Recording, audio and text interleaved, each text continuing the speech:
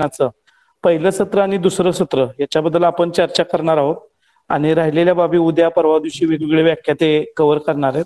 साधारणपणे आजच्या कार्यक्रमामध्ये आपण सकाळच्या सत्रामध्ये मिरची, वांगी ही जी महत्वाची पिकं आहेत, भाजीपाला पिकामध्ये मिरची, वांगी, कोबीवर्गीय वनस्पती ह्या सकाळच्या सत्रामध्ये कव्हर होतील आणि दुपारी वेलवर्गीय वनस्पती, वेलवर्गीय भाजीपाला लागवड आणि पालेभाज्या लागवड असं सरांनी मला टाइम टेबल दिलेलं आहे। त्या दृष्टीनं आपण सुरू करूया। सर, स्क्रीन शेअरिंगला सुरुवात केली काय आपण? हा, केलंय sir. Okay okay sir, okay okay sir.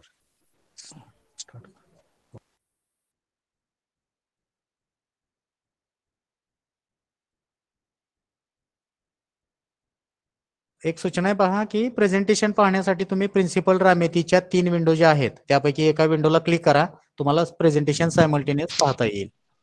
Okay okay.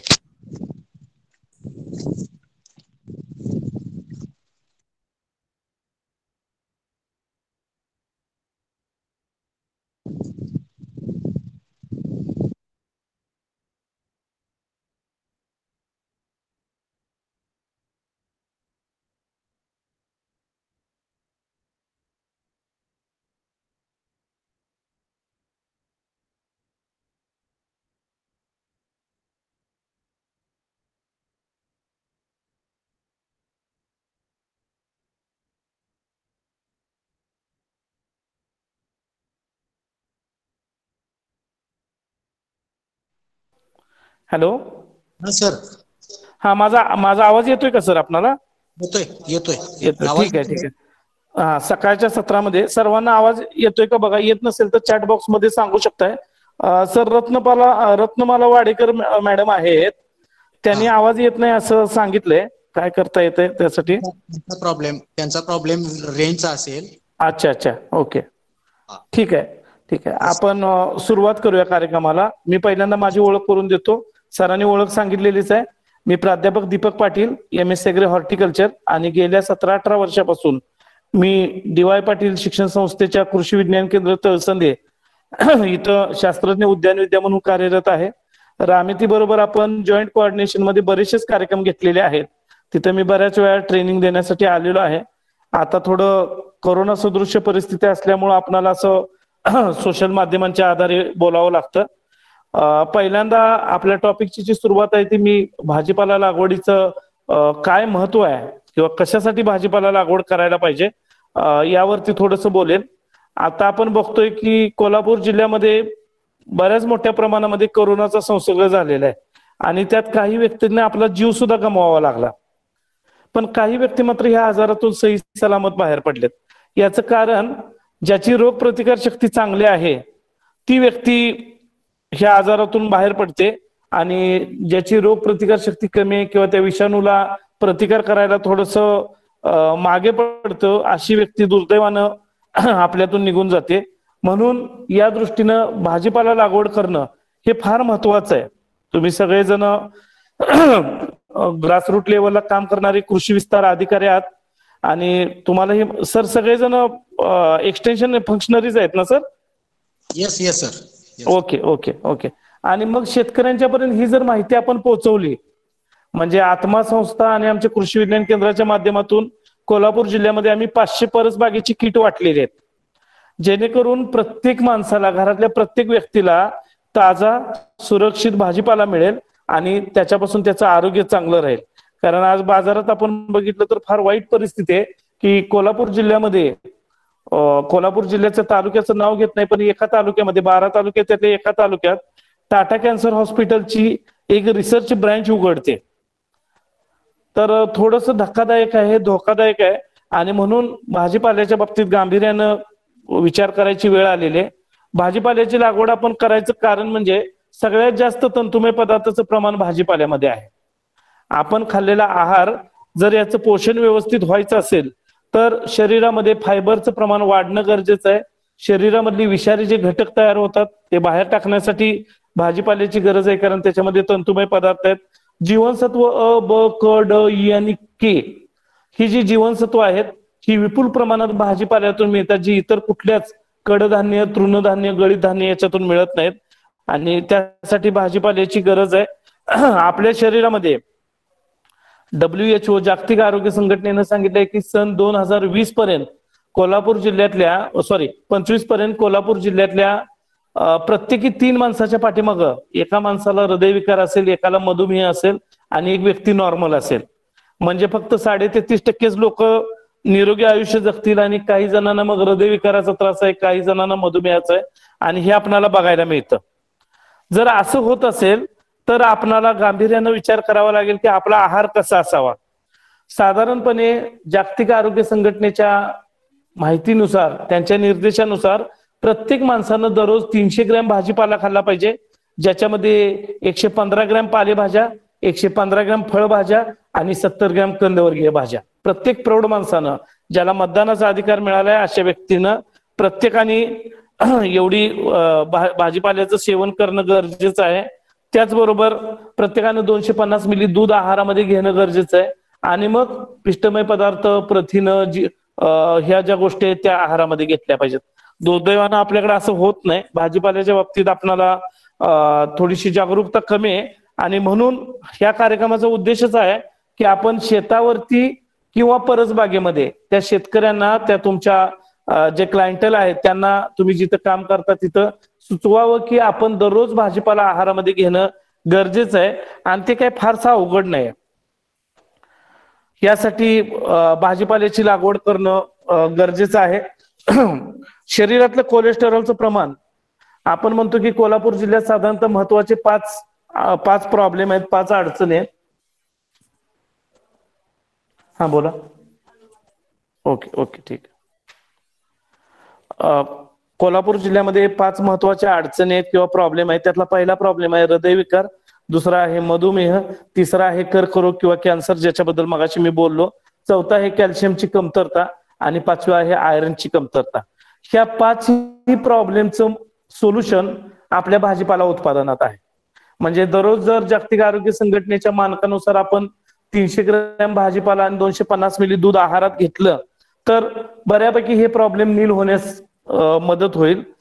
कर्करोग तुम्ही म्हणाल सर कॅन्सरचं याच्यामुळे कसं निवारण होईल, तर आज आपण जो भाजीपाला खातो त्यातल्या बराचसाच भाजीपाला अतिरेकी कीटकनाशक आणि बुरशीनाशकाची फवारणी केलेला आहे. जर घरच्या घरी किंवा शेतावरती काही सेंद्रिय कीटकनाशक, निंबोळी अर्क, गोमूत्र अर्क, दशपर्णी अर्क, आलं लसूण मिरची याचा अर्क वापरून जर निर्मिती केली तर काही प्रमाणात त्यात कीड असेल पण आरोग्यासाठी ते चांगलं असेल. अशा पद्धतीने आपण लोकांचं उद्बोधन करणं गरजेचं आहे.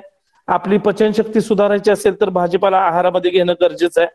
काय वाव आहेत, स्कोप काय आहे भाजीपाला लागवडीला? शेतकरी तुम्हाला विचारतील सर आम्ही ऊसच करणार. ऊस करणं हे सोपं आहे, ऊसाची लागवड करणं सोपं आहे. मी असं म्हणत नाही की आपण ऊसाची लागवड बंद करा आणि बाकीचाच भाजीपाला करा, पण ऊसाची लागवड करत असताना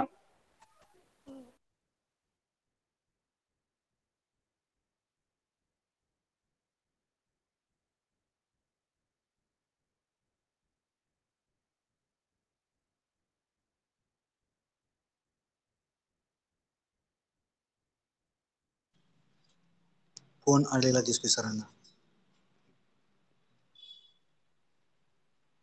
हा सर, नाही फोन यायला चुकून माझं म्यूट झालं ते फंक्शन. हा मी ऍक्च्युली तुम्ही सांगितलं त्याप्रमाणे DNDचं फंक्शन ऑनच करून ठेवलंय, म्हणजे आधीमध्ये डिस्टर्ब व्हायला नको म्हणून, पण ते काही वेळेला तसं पटकन होतंय.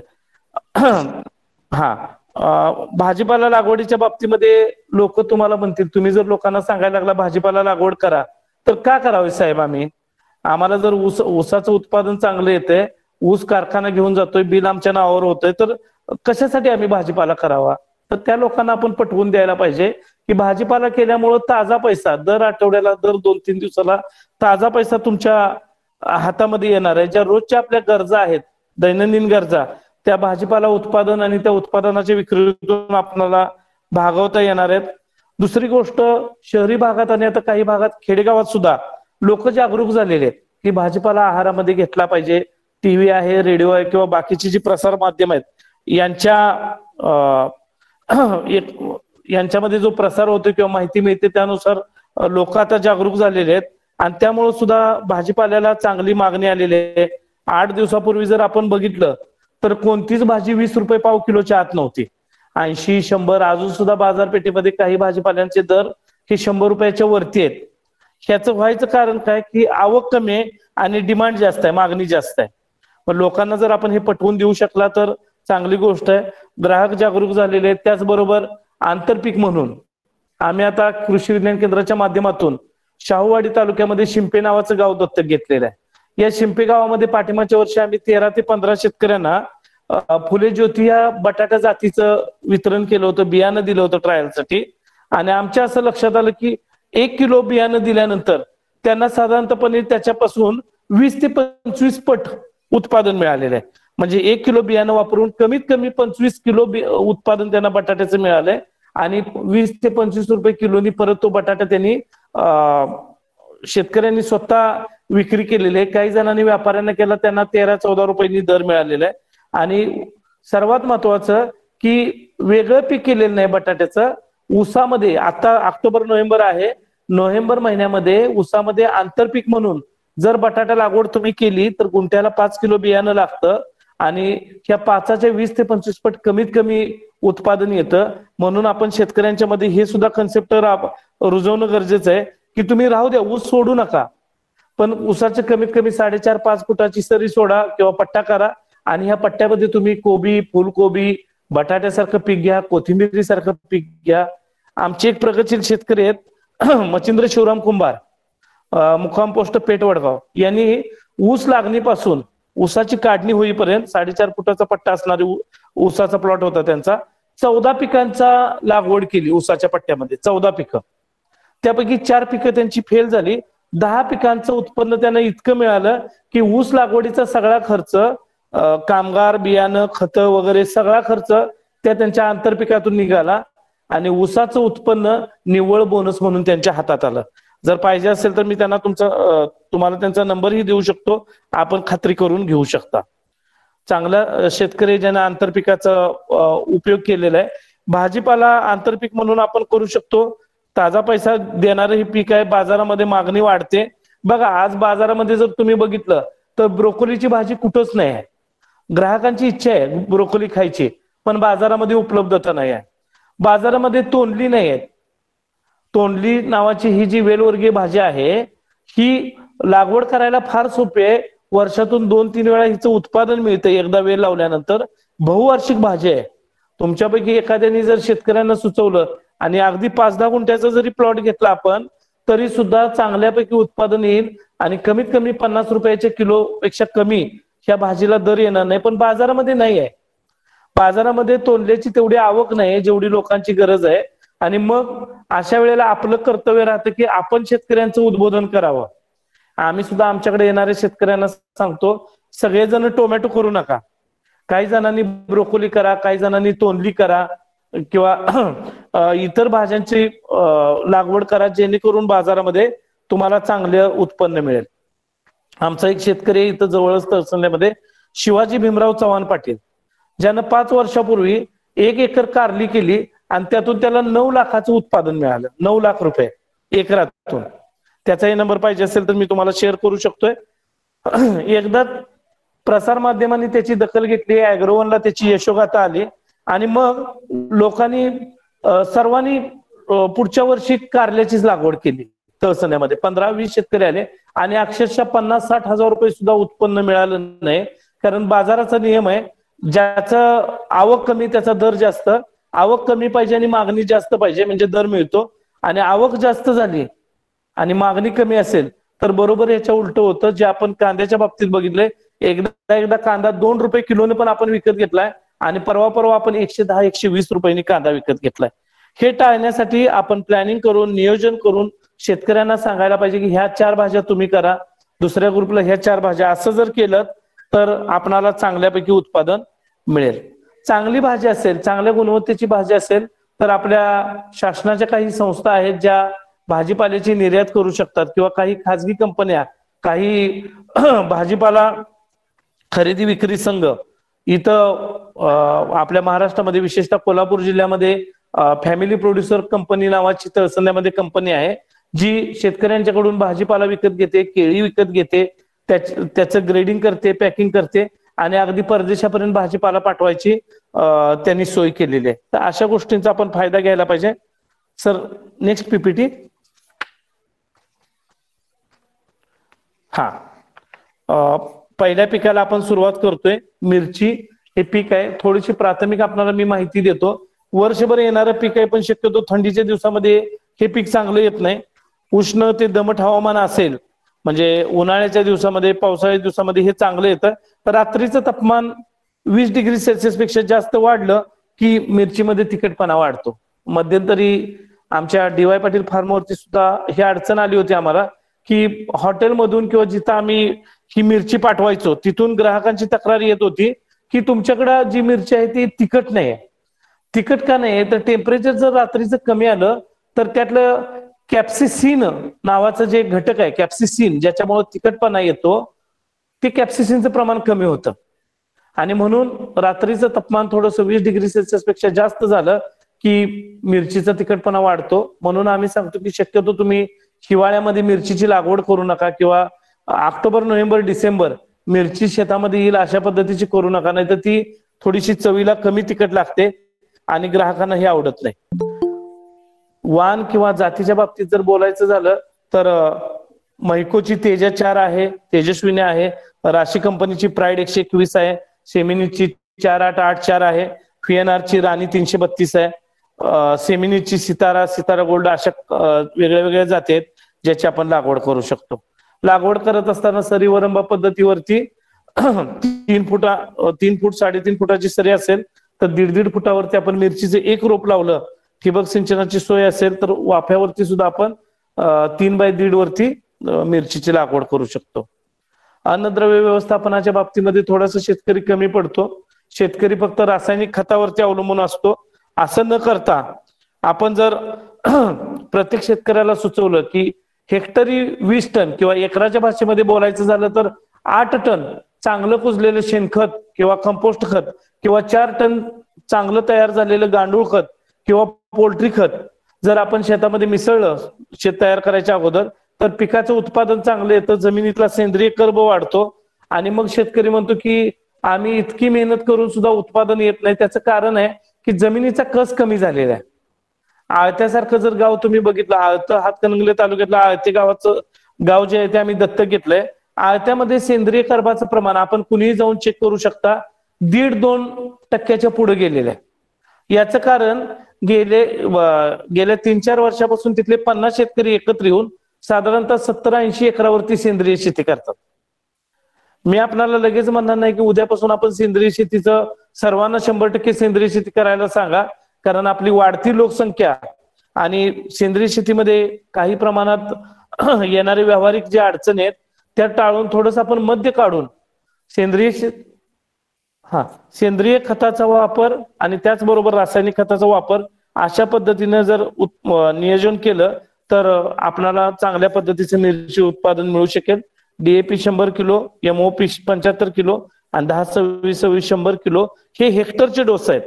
साधारण याला तुम्ही 2.5 ने भागलं किंवा हेक्टर 100 गुंठ्याचे डोस आहेत, 40 गुंठ्याचे पाहिजे असतील तर आपण डायरेक्ट ह्या किमतीनं आपण जर 100 न भागलं तर 1 गुंठ्याचा डोस येईल. आणि शेतकऱ्यांना तुम्ही सांगू शकाल 5 गुंठे मिरची असेल तर किती द्यावं, 10 गुंठे मिरची असेल तर किती द्यावं.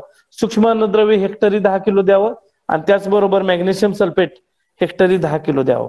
आता मॅग्नेशियम सल्फेट आणि सूक्ष्म अन्नद्रव्य देण्याची गरज अशासाठी आहे की मिरचीमध्ये जर फुलगळ कमी करायची असेल आणि फळधारणा वाढवायची असेल तर गंधक हे जे द्रव्य आहे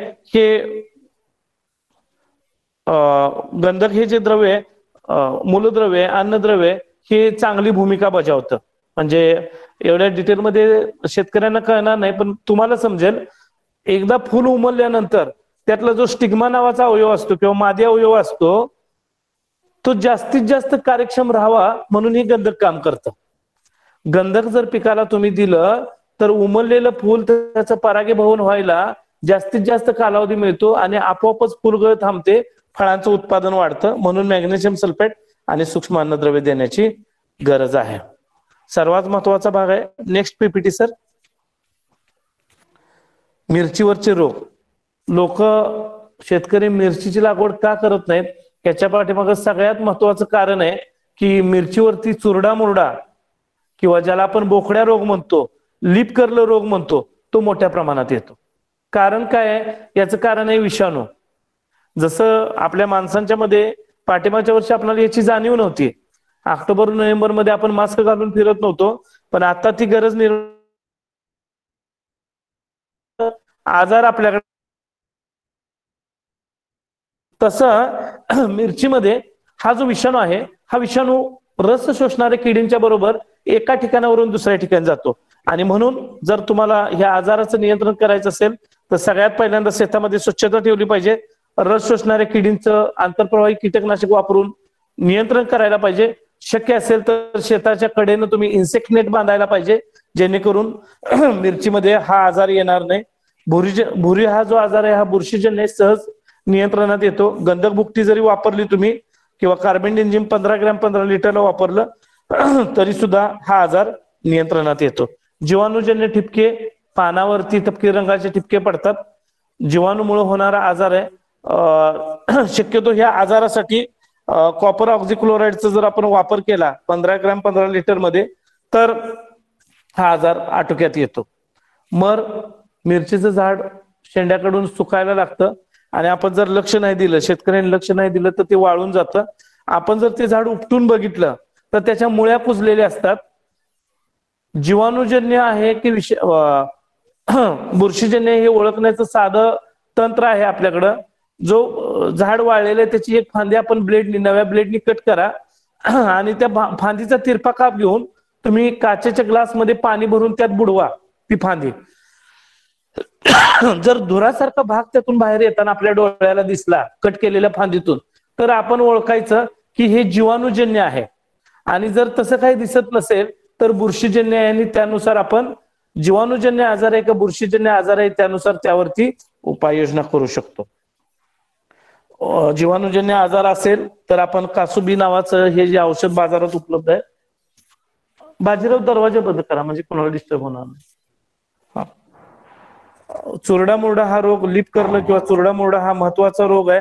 तर सर्वात महत्वाचं शेतात स्वच्छता ठेवणं आणि आपण रस शोषणारे किडी, तुडतुडे, फुलकिडे, मावा, पांढरी माशी यासारखे किडे असतील तर आंतरप्रवाही कीटकनाशक अगदी सुरुवात आपण रोगर पासून केली चालेल. रोगर, सायपरमेथ्रिन, हमला वगैरे जी काय औषध आहेत.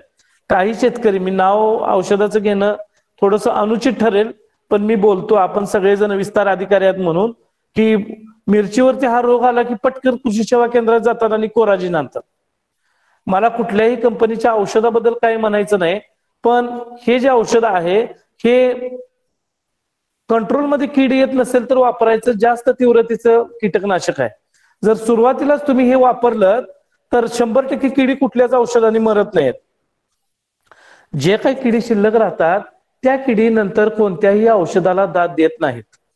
आणि मग आमच्या जवळ किनी नावाचं गाव आहे, ज्या हायवेला किनी नावाचं आपल्याला माहित आहे. सोयाबीन वरती स्पोडोप्टेरा आळी आली त्यांच्याकडे 3-4 वर्षापूर्वी आणि एका कंपनीनं त्यांना हे औषध दिलं, म्हणजे कोराजिन नाही दिलं, दुसरं औषध दिलं. औषध एका पंपामध्ये एक छोटीशी बॉटल 10 मिलीची टाकून फवारायचं होतं. आळ्या सगळ्या मेल्या, पण ज्या आळ्या सुप्तावस्थेत होत्या किंवा ज्यांचे कोश होते, कोशातून पतंग बाहेर येऊन अंडी घालणार होता, त्या किडी काही मेल्या नाहीत. आणि त्यानंतर 2-3 वर्ष स्पोडोप्टेरा आळीचा प्रचंड त्रास ह्या किनी नावाच्या गावामध्ये सोयाबीन वरती झाला. म्हणून मी असं म्हणेन, एकदम जास्त तीव्रतेची औषधं न फवारता आपणाला शेतामध्ये स्वच्छता ठेवून, जर आळ्या मोठ्या असतील तर हाताने वेचून घ्यायला सांगू शकता तुम्ही. भौतिक पर्याय वापरा. बाजारात शक्य असेल तर जैविक पर्याय असतील तर जैविक पर्याय वापरा. आणि पर्यायच नसेल तर आपण रासायनिक पर्याय, त्याच्यामध्ये सुद्धा टप्प्याटप्प्यानं आपण कमी तीव्रतेच्या औषधाकडून तुम्ही हळूहळू जहाल औषधाकडे जाऊ शकता.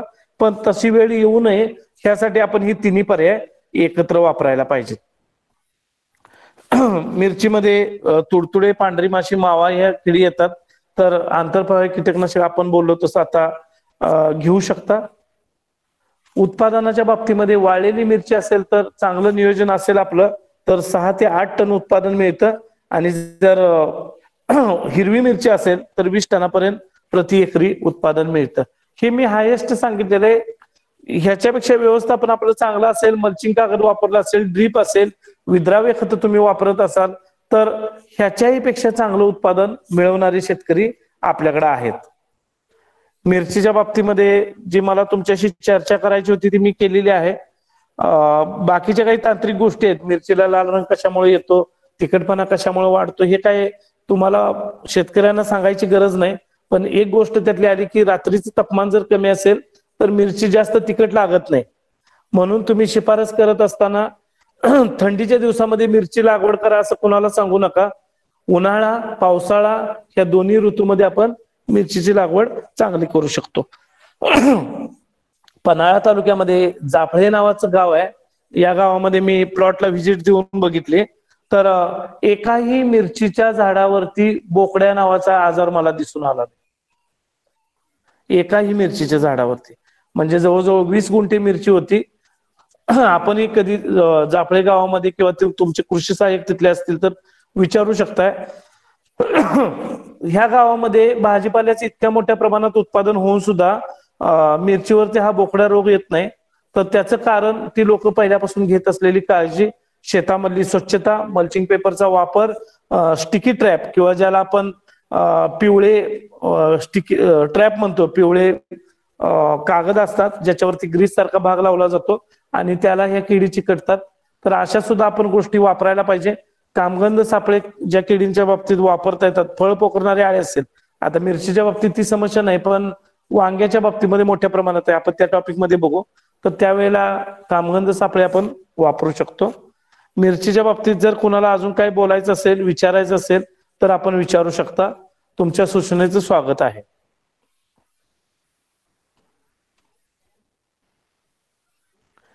कुणाला काय विचारायचंय? असिस्टंट डायरेक्टर साहेब, कुणाला काय विचारायचं असेल तर विचारू शकतात.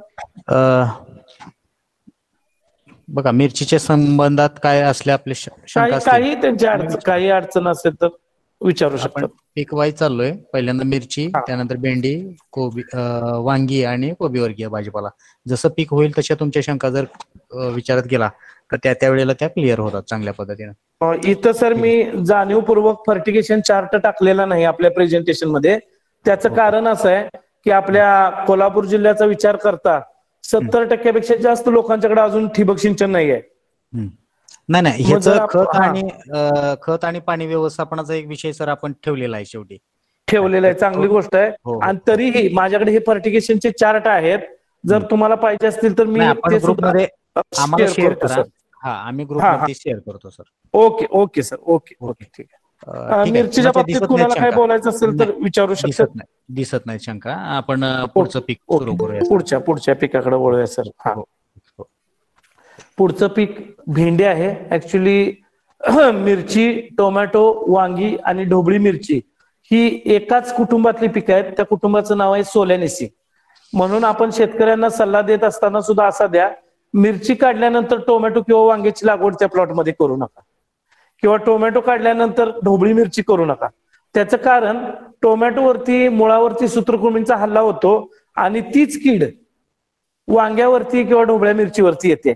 एकाच कुटुंबातली ही पिकं असल्यामुळं सल्ला देत असताना आपण शेतकऱ्यांना असं द्या की कुटुंब बदलून तुम्ही पीक घ्या. म्हणजे मिरचीची लागवड काढल्यानंतर झाल्यानंतर पूर्ण पीक झाल्यानंतर आपण भेंडी किंवा काकडी वर्गीय किंवा कोबी वर्गीय पिकांचा सल्ला द्या. काय बऱ्याच वेळा काय होतं, आम्ही शेतकऱ्यांना विचारतो की तुमच्या शेतातली निमॅटोड सूत्रकृमी का कमी येत नाहीत, काय करता तुम्ही? तर ते म्हणतात सर आम्ही टोमॅटोला दर होता, टोमॅटोचा प्लॉट केला, टोमॅटो काढली, वांगी केली, वांग्याचं प्लॉट झाल्यानंतर आमच्याकडं मिरचीला मागणी होती म्हणून मिरची केली.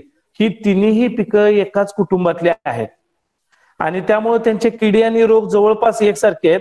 शक्यतो आपण शेतकऱ्यांना सांगा की पिकं बदला, पिकांची फेरपालट करा. आपल्या कोल्हापूर जिल्ह्यासाठी सुद्धा पिकांची फेरपालट करणं आणि तुमच्यासारख्या अधिकाऱ्यांनी शेतकऱ्यांना सल्ला देणं फार महत्वाचं आहे. की ठीक आहे, ऊस किफायतशीर पीक आहे किंवा कमर्शियल पीक आहे, ठीक आहे, पण थोडीशी फेरपालट केली पाहिजे आपण. अन्यथा डिग्रज, आष्टा, वाळवा भागामध्ये जमिनीला मीठ फुटलेलं आहे आणि अशी परिस्थिती दुर्दैवानं आपल्याकडे आली तर थोडं त्रासच होईल. म्हणून ऊस झाल्यानंतर दुसरं एखादं भाजीपाला पीक किंवा छोटस पपईसारखं फळ पीक, शेवग्यासारखं पीक आपण जर त्या शेतात घेतलं, ऊस एकदल आहे, द्विदल पीक घेतलं पाहिजे, द्विदल झाल्यानंतर एकदल पीक घेतलं पाहिजे. थोडस हा सल्ला देणं अपेक्षित आहे. दुसऱ्या पिकाकडे आपण वळतोय, ज्याला बाजारामध्ये भरपूर मागणी आहे, वर्षभर ही भाजी उत्पादित ही होते आणि त्याला बाजारपेठेत पण चांगली मागणी आहे, भेंडी. काय भेंडीचं महत्व आहे, तर ह्याच्यामध्ये एक चिकट पदार्थ आहे. आपण जर भेंडी करताना स्वयंपाकघरात बघितलं असेल तर थोडस जर पाणी चुकून पडलं घरातल्या गृहिणीच्या हातातून तर भेंडी चिकट होते आणि थोडीशी ती गिळगिळीत जो स्वरूप आहे त्याचं कारण आहे त्यात असणारा मिसिलेज नावाचा पदार्थ, ज्याचा उपयोग गुराळ घरामध्ये त्या कायलीमध्ये जे काय अशुद्धी असते, घन कचरा असतो, तो काढण्यासाठी भेंडीची खोडा बारीक केली जातात किंवा थोडीशी ती फोडली जातात आणि त्याची पेंडी ह्या कायलीतून फिरवली जाते, सगळी मळी एकत्र होते. तर भेंडीमध्ये मिसिलेज आहे आणि त्यामुळं आपलं अन्न पचन सुधारण्याचं काम भेंडी ही मोठ्या प्रमाणात करते. त्याशिवाय ज्या ज्या भाज्या हिरव्या रंगाच्या असतात त्यांच्यामध्ये व्हिटॅमिन ए किंवा अ जीवनसत्व मोठ्या प्रमाणात असतं आणि त्याचा फायदा अ जीवनसत्व जर आपल्या शरीरात कमी पडलं, काय होतं बघा, बऱ्याच वेळा आता ह्या इन्स्टंट फूडमुळं किंवा चायनीज फूडमुळं लोक, लहान मुलं विशेषतः भाज्या खात नाहीत आणि त्याचा परिणाम त्यांच्या डोळ्यावरती होतो. डोळ्यावरती होतो म्हणजे काय, मी अशी काही मुलं बघितलीत की 3री 4थीमध्ये त्यांना चष्मा लागलाय आणि आपल्या पिढीतले लोक आहेत की 40-45 पर्यंत चांगलं दिसतं, अगदी नंबर आला तर 0.5 किंवा मायनस मध्ये असतो. आणि मग असं का होतं, ह्या मुलांच्या बाबतीत असं का होतं, तर यांच्या आहारामध्ये हिरव्या रंगाच्या भाज्या कमी आहेत. तुम्ही तुमच्याकडे येणाऱ्या शेतकऱ्यांना किंवा तुम्ही प्रक्षेत्र भेटीवेळी जाता त्यावेळी शेतकऱ्यांना जरूर सांगा की डोळ्याचे विकार कमी करायचे असेल तर हिरव्या रंगाच्या पालेभाज्या किंवा भाज्या, फळभाज्या खाल्ल्या पाहिजेत. त्वचेचे विकार जर कमी करायचे असतील तर क जीवनसत्व असणाऱ्या आंबट फळं किंवा आंबट भाज्या, ज्या आंबट चुका वगैरे ह्या खाल्ल्या पाहिजेत. ड जीवनसत्व पाहिजे असेल तर लाल रंगाच्या भाज्या आणि सूर्यप्रकाशामध्ये थोडा वेळ तरी आपण बसलं पाहिजे. ई जीवनसत्व हिरव्या रंगाच्या भाज्यांच्या मध्ये येतं. आता तुम्ही म्हणा सर ई जीवनसत्वाचा काय उपयोग, समाजामध्ये आपण जर बघितलं तर समाजामध्ये काही प्रमाणामध्ये आपल्याकडे स्टरिलिटी किंवा नपुसकता, अपत्य प्राप्ती काही जोडप्यांना होत नाही. त्याचं कारण आहे की ई जीवनसत्वाची त्यांच्या शरीरामध्ये कमतरता आहे. भाज्यांचा वापर जर आहारामध्ये असेल तर ई जीवनसत्व विपुल प्रमाणात मिळतं. के जीवनसत्व जवळपास सगळ्या भाज्यांच्या मधून हे के जीवनसत्व मिळतं, फळातून मिळतं. क जीवनसत्व वेगळं आणि के जीवनसत्व वेगळं. के जीवनसत्व कशासाठी गरजेचं आहे, एखादी जखम आपल्याला झाली तर 1-2 मिनिटांमध्ये आपलं रक्त गोठतं. ज्याच्या शरीरामध्ये के जीवनसत्वाची कमतरता आहे त्याच्या शरीरामधलं रक्त गोठत नाही आणि मग त्याच्या जीविताला धोका पोहोचू शकतो. म्हणून भाज्या आहारामध्ये घेणं, पण अशी घटना हजारामध्ये 1-2% होऊ शकते, म्हणजे 1000 1-2 होऊ शकते, 0.1 किंवा 0.2% त्याची शक्यता आहे. तरी सुद्धा आपण आहारामध्ये भाज्या, फळभाज्या, पालेभाज्या, कंदवर्गीय भाज्या, शेंगवर्गीय भाज्या घ्यायला पाहिजेत. एक फायदा आहे बघा, पिष्टमय पदार्थ जास्त खाल्ले तर त्याचं साखरेचं प्रमाण वाढतं.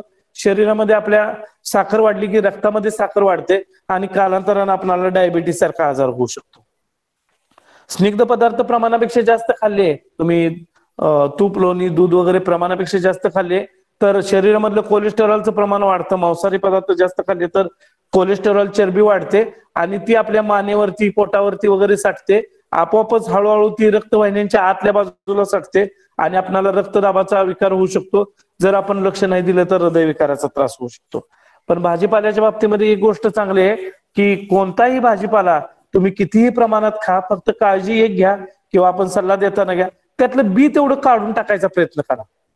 म्हणजे तुम्ही टोमॅटो खात असाल तर टोमॅटो तुम्ही दिवसाला 4 खाल्ले तर चालतील, फक्त टोमॅटोतल्या बिया काढा, कारण बियामध्ये ऑक्झालेट नावाचे क्षार आहेत ज्याचा परिणाम आपल्या शरीरातलं क्षारांचं प्रमाण वाढण्यावर होतो. शरीरातलं प्रमाण वाढलं की रक्तातलं क्षार प्रमाण वाढतं आणि रक्तातलं क्षारांचं प्रमाण वाढलं की युरिन स्टोन किंवा किडनी स्टोन होण्याची प्रवृत्ती वाढते. म्हणून आपण भाज्या कितीही खा, पण शक्यतो त्यातल्या बिया काढा. दोडकावर्गीय भाज्या असतील तर आपण त्यातलं बी सहज भाजी कापताना काढू शकतो. घरातल्या गृहिणीनं जर थोडंसं लक्ष दिलं तर टोमॅटो असू द्या, काकड्या असू द्या, तोंडल्या असू द्या, बिया बाजूला काढून आपण 300 ग्रॅम काय 400 ग्रॅम 500 ग्रॅम सुद्धा भाज्या खाऊ शकता. परदेशामध्ये, आपला देश सोडून बाहेरच्या देशामध्ये जेवायच्या अगोदर सॅलड खायची पद्धत आहे. टेबलवरती त्यांच्या डिश असते, त्याच्यामध्ये काकडी असते, टोमॅटो असतं किंवा बाकीच्या भाज्या असतात आणि मोठ्या प्रमाणात ते सॅलड खातात, हिरव्या भाज्या खातात आणि नंतर मुख्य जेवणाला सुरुवात करतात. आपल्याकडे तशी पद्धत अजून नाही, पण हळूहळू ती पद्धत आपण अंगी बाणवली पाहिजे. भेंडी हे वर्षभर मागणी असणारं पीक आहे. माती परीक्षण करून आपण भेंडीचा लागवड करायला हरकत नाही. 6, 7, 7.5 पर्यंत सामाव असला चालेल. 8, 9 सामाव असेल तर अशा शेतामध्ये तुम्ही भेंडीची लागवड करू नका, नाहीतर भेंडीची वाढ खुंटते आणि उत्पादन आपल्याला म्हणावं तसं येत नाही. साधारणपणे 20 ते 35 डिग्री सेल्सिअस तापमान असेल तर भेंडीची चांगली वाढ होते. आपल्या विद्यापीठाच्या जाती आहेत, खाजगी सुद्धा जाती आहेत, पण मी त्या सांगत नाही इथं.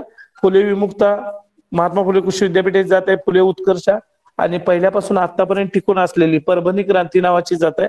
याच्यापेक्षा भरपूर जाती प्रायव्हेट कंपन्यांच्या, अंकुर कंपनी आहे किंवा बाकीच्या जाती कंपनी आहेत, त्या सुद्धा आपण भेंडीची लागवड करण्यासाठी जाती वापरू शकतो. लागवड करत असताना सरी वरंबा पद्धतीने आपण लागवड करू शकतो.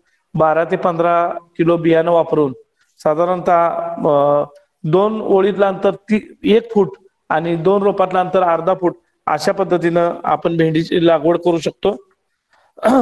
खताच्या बाबतीमध्ये फर्टिगेशनचा चार्ट मी तुम्हाला नंतर शेअर करणार आहे, पण 100 किलो नत्र, 50 किलो स्फुरद आणि 50 किलो पालाश पैकी निम्मा नत्र लागणीच्या वेळेला द्यावा, पूर्ण स्फुरद आणि अर्धा पालाश द्यावा. याचं कारण इथं लिहिलेलं नाही, पण मी तुम्हाला सांगतो, नत्र आणि पालाश एका ठिकाणी जास्त वेळ राहत नाहीत. मग तुम्ही जर एकदम 100 किलो नत्र दिला तर त्यातला 30-40 किलो नत्र पाण्याबरोबर, सूर्यप्रकाशाची तीव्रता वाढल्यामुळं हवेत निघून जातो, पाण्याबरोबर वाहून जातो. म्हणून नत्र शक्यतो 2 किंवा 3 टप्प्यात द्यावा, पालाश सुद्धा द्यावा आणि स्फुरद मात्र एकाच वेळेला तुम्ही दिलं तरी चालण्यासारखं आहे. पाणी प्रमाणात द्यायला पाहिजे. 7व्या ते 8व्या दिवशी पाणी शक्यतो द्यावं. भेंडी पिकावर किडीच्या बाबतीत जर आपण बोलायचं झालं तर मावा रस शोषणारी कीड आहे, तुडतुडी ही रस शोषणारी कीड आहे. मावा आणि तुडतुड्यामध्ये थोडासा फरक आहे. मावा ही कीड डायरेक्ट सोंड पानामध्ये घालते आणि रस शोषते. तुडतुडे पान खरवडतात, पानाचा वरचा भाग खरवडतात आणि त्याच्यातून जो उजिंग झालाय किंवा रस वरती आलेला तो पिऊन टाकतात. तुडतुडे रस शोषण्याबरोबर स्वतःच्या शरीरातून एक विषारी पदार्थ त्या पानामध्ये सोडतात. त्यामुळे तुडतुड्याचा प्रादुर्भाव झालेल्या ठिकाणची पानं हिरवी न दिसता आपल्याला तपकिरी दिसतात. त्याशिवाय पांढरी माशी ही सुद्धा रस शोषणारी कीड आहे, तिच्या सर्व अवस्था नुकसान करणार आहेत. त्यासाठी आपण रोगर, सायपरमेथ्रिन, क्विनॉल-फॉस वगैरे अशा कीटकनाशकाचा वापर करू शकतो. सुरुवातीला तुम्ही 10 मिली 15 लिटर पाण्यातून फवारायला सांगा. त्यातून कीड नियंत्रणात नाही आली तर थोडीशी तीव्रता वाढवून 15 मिली किंवा 25 मिली पर्यंत आपण हे प्रमाण नेऊ शकतो. पण सुरुवातीला जर 25 मिलीचं प्रमाण दिलं पंपाला तर नंतर 50 मिली कीटकनाशक वापरून सुद्धा ती आळी आपणाला दाद देत नाही. भेंडीची काढणी महत्वाचा घटक आहे. सकाळी लवकर किंवा सायंकाळी उशिरा भेंडी काढली पाहिजे. काही शेतकरी बंधू त्यांच्या सोयीनुसार दुपारी 11-12 वाजता भेंडीची लागवड काढणी करतात. भेंडीची फळं जर आपण उन्हाच्या वेळेला काढलीत तर श्वासोश्वासाचा वेग फळाचा वाढतो, त्यातले जे जिवंत पेशी आहेत त्यांचा वेग वाढतो.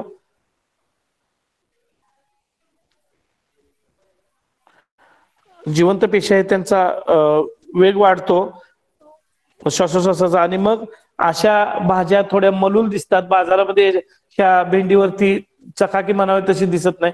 सकाळी लवकर किंवा सायंकाळी उशिरा थोडस आपण जर काढणी केली तर फ्रेश असते भाजी, भेंडी फ्रेश असतात त्याच्यात पेशी आणि मग बाजारामध्ये आपल्याला चांगला दर मिळतो. शक्यतो काढल्यानंतर आपण ग्रेडिंग करावं. छोट्या कोवळ्या लुसलुशीत भेंड्या एका बाजूला, मध्यम भेंड्या एका बाजूला आणि जून किंवा तुम्ही खेडेगावात त्याला थोडस जास्त जून झालेली भेंडी म्हणतात ती एका बाजूला. कारण ग्राहक वेगळे वेगळे आहेत. श्रीमंत ग्राहक आहेत, मध्यमवर्गीय ग्राहक आहेत आणि गरीब ग्राहक आहेत. ज्यांची आर्थिक कुवत कमी आहे त्या जून झालेल्या परिपक्व झालेल्या भेंड्या ज्याच्यामध्ये बी तयार झाले अशा खरेदी करू शकतात. पण श्रीमंत वर्गातले जे ग्राहक आहेत त्यांना कोवळ्या लुसलुशीत भेंड्या पाहिजेत, साधारणतः 7 ते 10 सेंटीमीटरच्या भेंड्या पाहिजेत.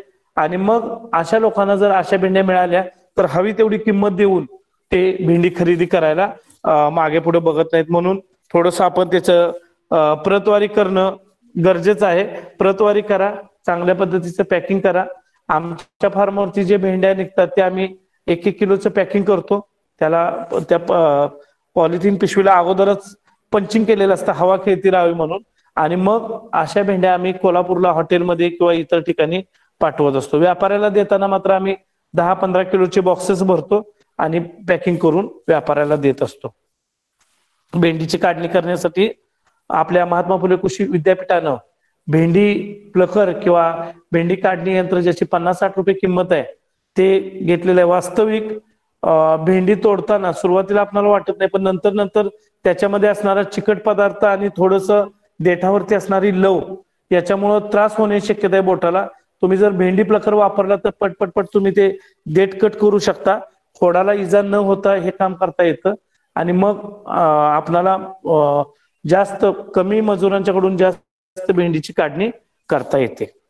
भेंडीच्या उत्पादनाच्या बाबतीत बघितलं तर 12 ते 15 टन किंवा क्विंटल मध्ये बोलायचं झालं तर 120 ते 150 क्विंटल प्रति हेक्टरी आपल्याला उत्पादन मिळतं. म्हणजे साधारणतः 40 ते 50 क्विंटल एकरी आपल्याला उत्पादन मिळू शकतं. भेंडीला बाजारामध्ये दर चांगला आहे. आता तर भेंडी 60 रुपयाच्या वरती किलो आहे, पण सरासरी 30 रुपये ते 40 रुपये भेंडीचा दर असतोच असतो. त्यामुळे भेंडीची लागवड करायला प्रोत्साहन द्यायला कोणतीही हरकत नाही. तुम्हाला काय विचारायचं असेल तर तुम्ही विचारू शकताय.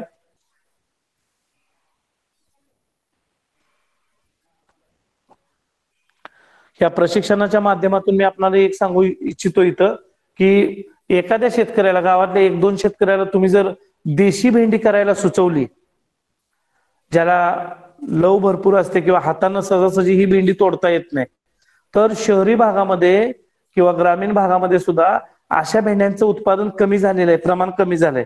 आणि बाजारामध्ये आपल्याला रक्कम जास्त कुठे मिळते, जी दुर्मिळ वस्तू आहे ती जर बाजारात आपण विक्रीसाठी नेली, जसं मी तुम्हाला म्हटलं मगाशी ब्रोकोलीची भाजी आज 200 रुपये किलो आहे, पण बाजारामध्ये उपलब्धता नाही. तोंडल्याची भाजी 50-60 रुपये किलो आहे, पण बाजारामध्ये उपलब्धता किंचित आहे किंवा नाही आहे. अशा वेळेला आपण जर दुर्मिळ जी भाजी आहे, मी तर आपणाला म्हणेल एखाद्याकडे दलदलीची जमीन असेल तर तुम्ही त्याला अळूची शेती करायला सुचवा. अळूचं पीक जे साधारणतः काळपट हिरव्या रंगाची पानं असतात, ह्या आळूची वड्या जर केल्या तर त्या घशाला खाजत नाहीत. लोक आळूच्या वड्या का खात नाहीत? आहारामध्ये त्याचा वापर जास्त का नाही? लोह आणि कॅल्शियम मोठ्या प्रमाणात, जे मगाशी आपण कोल्हापूर जिल्ह्याचे प्रॉब्लेम बोललो, तर त्यातले महत्वाचे शेवटचे 2 प्रॉब्लेम जे आहेत, लोहाची कमतरता, आपल्याकडे हिमोग्लोबिन कमी आहे शरीरामध्ये लोकांच्या, बहुतांश लोकांच्या, जास्तीत जास्त महिलांच्या शरीरामध्ये ॲनिमिया जास्त आहे, रक्ताची कमतरता आहे. त्याचं कारण हिमोग्लोबिन कमी आहे, आणि हिमोग्लोबिन कमी आहे कारण रक्तामध्ये लोहाचं प्रमाण कमी आहे. नॉर्मल माणसाच्या शरीरामध्ये 12-13 हिमोग्लोबिन पाहिजे महिलांच्या, आणि पुरुषांच्या बाबतीत ते 15-16 पाहिजे, पण तसं दिसत नाही. त्याचं कारण आहे की आपण ज्या भाज्या खातो त्या लाल रंगाच्या भाज्यांचा आहारामध्ये वापर कमी आहे. आपण बीट खात नाही, टोमॅटो कच्चं खात नाही, किंवा पोकळ्याची भाजी खात नाही. त्याचबरोबर ही आळूची जी भाजी मी म्हणतो तुम्हाला, अपारंपरिक भाजीपाला म्हणेन मी त्याला. अपारंपरिक म्हणजे कुणी आळूची शेती केलेली तुम्ही बघितले नसेल, पण तुम्ही प्रोत्साहन द्या. एखाद्याची दलदलीची जमीन आहे जिथं फक्त भात पीकच येत आहे, तर भात पीक काढल्यानंतर दुसरं कुठलं पीक तो करू शकत नाही, कारण भाताला पाणी दलदलीचं असेल, स्टँडिंग वॉटर असेल तर स्वस्त, इतर कुठल्या पिकाला सुचत नाही. तिथं आपण ह्या आळूचा प्रयोग करून बघा, किंवा शेतकऱ्यांना सांगा आळूचे तुम्ही 1-2 गुंठे 5 गुंठ्यावरती प्लॉट घ्या. आळूच्या पानांना बाजारामध्ये फार चांगली मागणी आहे, पण त्याची उपलब्धता नाही. आपण अशा भाजीपाल्याचं नियोजन शेतकऱ्याला द्या की बाजारात तो भाजीपाला कमी आहे. मी देशी भेंडी सुद्धा त्यासाठीच म्हटलं. देशी भेंडी खाणारा काही वर्ग समाजामध्ये, पण त्यांना उपलब्धता नाही म्हणून ते ही जी ज्याला आपण गुळ भेंडी म्हणतो किंवा आताच्या संकरित जाती म्हणतो त्या खातात. पण जर आपण उपलब्धता करून दिली तर निश्चितपणे ते आहारामध्ये त्याचा वापर करतील. आपल्या विषयाच्या बाहेर जाऊन मी एक उदाहरण आपल्याला देतो की आम्ही आमच्या कृषी विज्ञान केंद्रामार्फत मिनरल मिक्सचर तयार केलंय, खनिज मिश्रण, जे जनावरांना साधारणतः 20 ते 30 ग्रॅम दररोज त्यांच्या खाद्यामध्ये घालायचं असतं. सुरुवातीला आम्हाला वाटलं की कोण हे आपल्याकडून विकत घेणार, पण पाठिमागच्या वर्षी आम्ही त्याची गोळाबेरीज केली. 1 वर्षभरामध्ये 17 टन 17,000 किलो मिनरल मिक्सर खनिज मिश्रण आमच्याकडे येऊन शेतकऱ्यांनी घेऊन गेलेले आहेत. आम्ही कुठेही ते विकायला गेलेलो नाही. याचा अर्थ काय, लोकांना घ्यायची इच्छा आहे पण उपलब्धता नाही. खनिज सेंद्रिय पदार्थाच्या बाबतीत सुद्धा सेंद्रिय गुळ लोकांना खायची इच्छा आहे. हे गुजर मारवाडी समाजाचे जी लोक आहेत हे आपण सेंद्रिय भाजीपाला खाल्ला पाहिजे, सेंद्रिय गुळ खाल्ला पाहिजे किंवा आहारामध्ये A2 प्रकारचं दूध वापरलं पाहिजे, पण उपलब्धता नाही. देशी गाईचं तूप आपल्याला पटणार नाही, पण जर किनी भाजोली ह्या भागातले कोण तुमचे कृषी सहाय्यक असतील तर तुम्ही तुमच्या मित्रांना विचारा. सुमित दनाने नावाचा आमचा शेतकरी किनीमध्ये जो इंजिनियर होता पेशाने, त्यांनी नोकरी सोडून 10-11 देशी गाई गिर जातीच्या गायी पाळल्यात. परत एकदा लोकांच्या मनात समज आहे की गाय म्हणजे देशी गाय म्हणजे गिर, असं काही नाही. डांगे आहे, खिलार आहे, थारपारकर आहे, कांक्रेज आहे, रेड शिंदे आहे, कुठलीही एचएफ जर्सी आणि ब्राऊन स्विस सोडून कुठलीही गायीची जात म्हणजे देशी जात. गिर ही गुजरातची एक देशी जात आहे. आपल्याकडे खिलार आहे, कोकणामध्ये डांगे आहे जिची त्वचा तेलकट आहे, थारपारकर आहे, रेड शिंदे आहे, सहवाल आहे, कांक्रेज आहे. यापैकी कुठलीही जात आपण दूध उत्पादनासाठी वापरू शकतो. मला तुम्हाला सांगायचं की आपणाला पटणार नाही, एवढ्या मोठ्या किमतीनं देशी गाईचं तूप विकलं जातं 2,500 ते 3,000 रुपये किलो. आणि आज बाजारात आपण बघतोय 450 ते 600 रुपये किलो गाईचं तूप. या एचएफ किंवा जर्सी गाईचं जे पिवळ्या रंगाचं तूप असतं हे 450 रुपये 400 रुपये किलोनी मिळतं. म्हशीचं तूप 600-700 रुपये किलोनी मिळतं. पण हे देशी गाईचं तूप 2,500 ते 3,000 रुपये किलो. तर एवढं का की लोकांच्या मध्ये जागृती आली की आपल्या आरोग्यासाठी काय चांगलं काय वाईट. आमचं जे दुसरं केविक आहे कृषी विज्ञान केंद्र कनेरी कोल्हापूर 2, इथं तर सेंद्रिय शेतीवरती मोठ्या प्रमाणामध्ये प्रयोग केले जातात. सेंद्रिय भाजीपाला निर्मिती केली जाते. परत एकदा मी सांगेन की मी सेंद्रिय शेतीच्या विरोधात किंवा समर्थनात नाही, पण आपली लोकसंख्या आणि एकंदरीत परिस्थितीचा विचार करता डायरेक्ट आपल्याला रासायनिक शेतीमधून सेंद्रिय शेतीमध्ये उडी मारणं तितकंस व्यावहारिक होणार नाही. हळूहळू आपण आपल्या जमिनीतला सेंद्रिय कर्ब वाढवला आणि कालांतरानं आपली शेती आपण सेंद्रिय शेतीमध्ये कन्वर्ट केली तर ते जास्त चांगलं होईल. कारण अचानक एखादा आपल्याला औषध जसं घेतल्यावरती रिॲक्शन येते तसं होऊ शकतं. शेतीच्या बाबतीत सुद्धा तोटा होऊ शकतो. म्हणून काळजीपूर्वक विचार करून टप्प्याटप्प्यानं आपण ह्या शेती पद्धती अवलंबायला हरकत नाही. जर आपल्याला काही भेंडीच्या बाबतीत शंका असेल तर विचारा, नसेल तर मी पुढच्या पिकाकडे वळतो. ठीक आहे, एक मिनिट फक्त. म्हणजे हे सरांनी शिकवलेलं समजतंय का मंडळींना?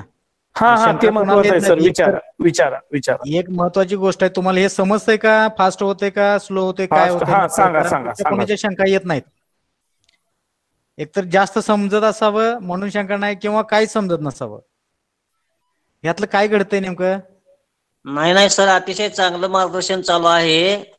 बर, हा, काही अडचण नाही. बेस्ट, अगदी अतिशय सुटसुटीत व्यवस्थित चालू आहे मार्गदर्शन सर.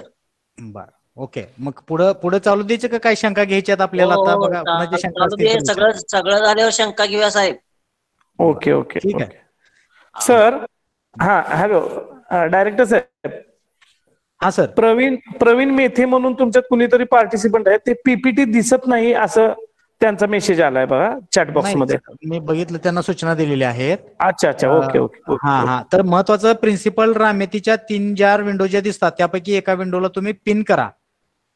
पिन ऑप्शन शब्द येतोय, त्याच्यावरती टच करा पिन सारखं. तर त्याला टच करा, तुम्हाला प्रेझेंटेशन दिसून जाईल.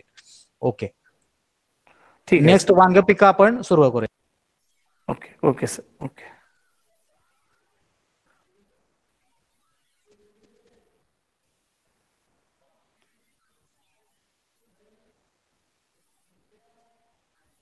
प्रेझेंटेशन सुरू केलं काय सर? मला दिसत नाही. हॅलो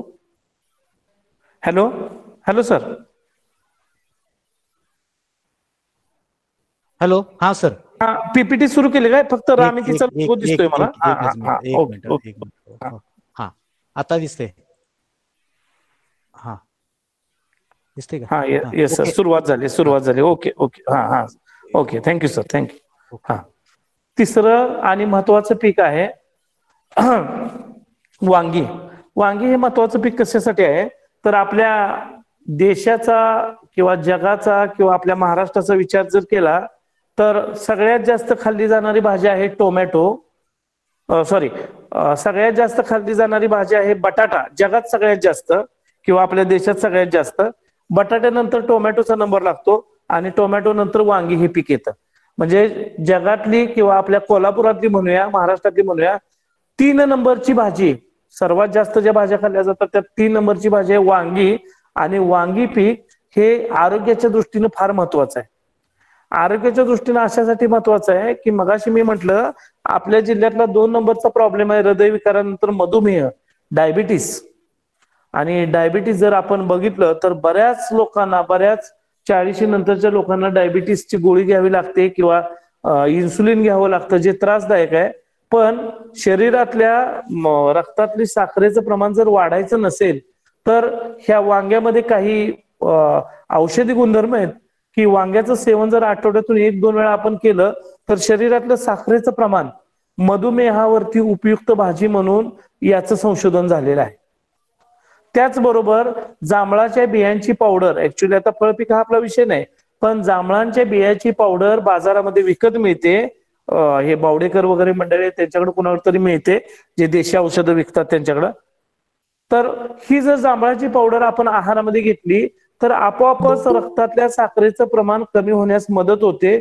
याशिवाय आपण जी नेहमी साखर खातो ती साखरेचं प्रमाण थोडंसं कमी करून तिथं गुळाचं प्रमाण, म्हणजे गुळ वापरला, चहामध्ये गुळ वापरला किंवा जे गोड पदार्थ लागतात तुम्हाला तिथं गुळ वापरला तर साखरेचं प्रमाण कमी येतं. हे मधुमेहावरती उपचार करणाऱ्या डॉक्टरांचं मत आहे, हे मी स्वतः ऐकलेलं आहे.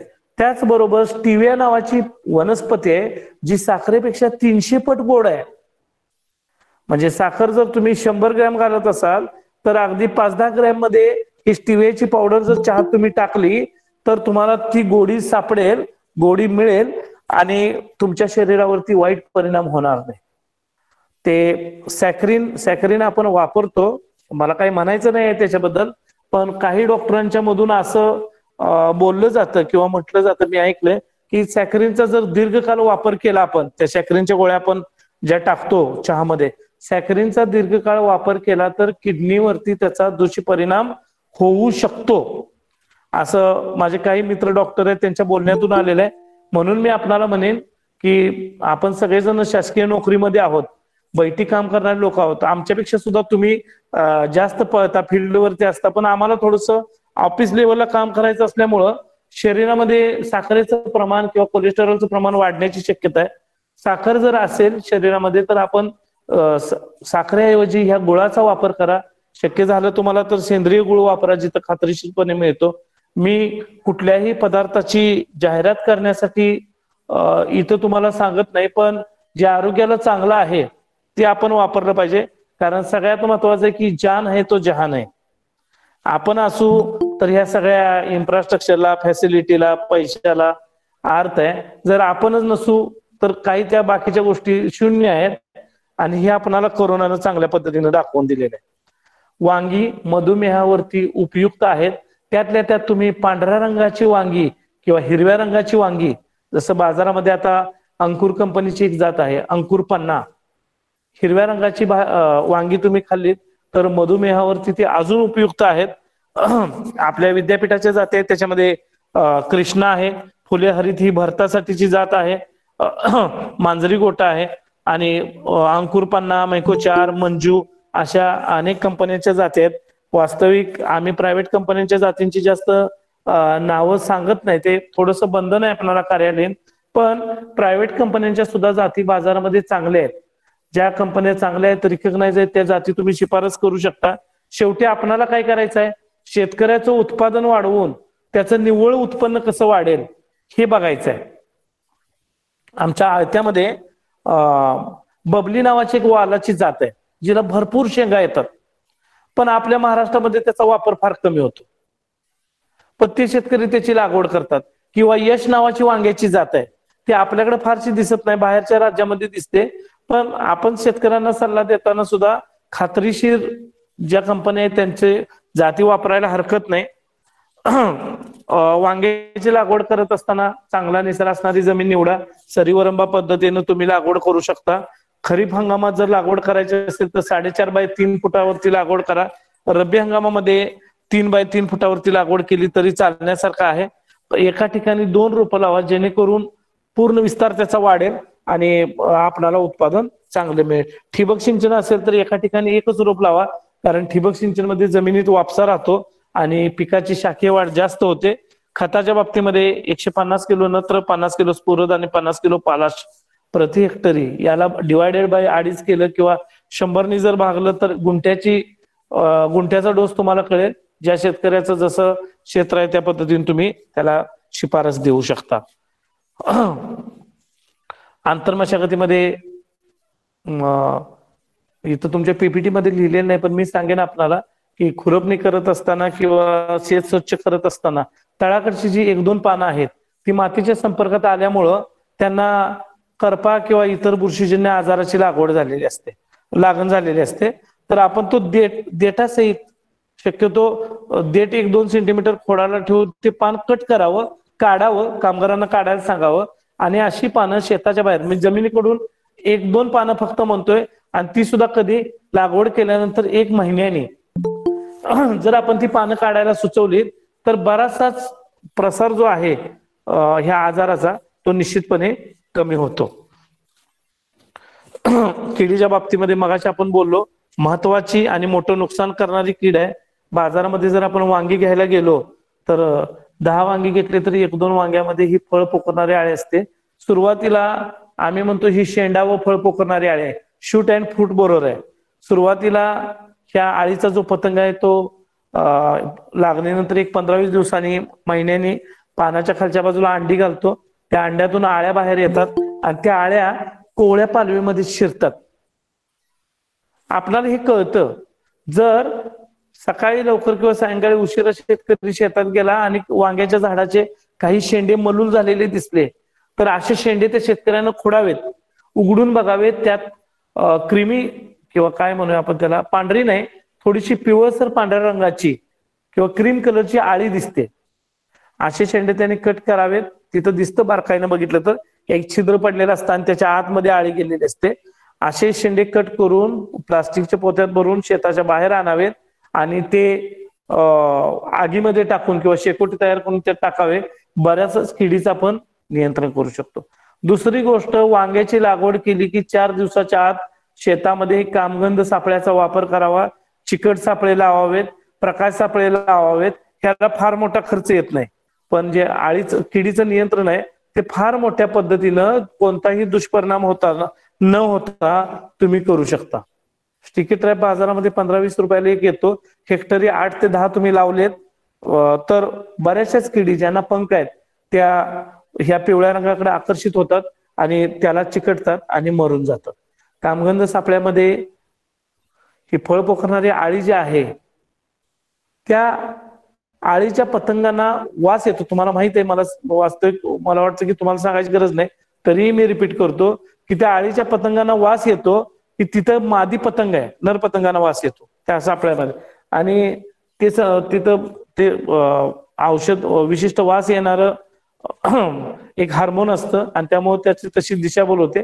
तो त्या सापळ्याकडे येतो, सापळ्यामध्ये जातो आणि एकदा त्या सापळ्यामध्ये गेला की त्याला वरती येता येत नाही. तर दुसऱ्या-तिसऱ्या दिवशी आपण जाऊन असे नर कीटक मारू शकतो आणि नर कीटक मारले की आपोआपच पुढचं जे नर मादीचं मिलन आहे कीटकांच्या बाबतीत ते होत नाही, पुढची पिढी जन्माला येत नाही आणि आपण अशा पद्धतीनं त्या किडीचा जीवनक्रम थांबवू शकतो.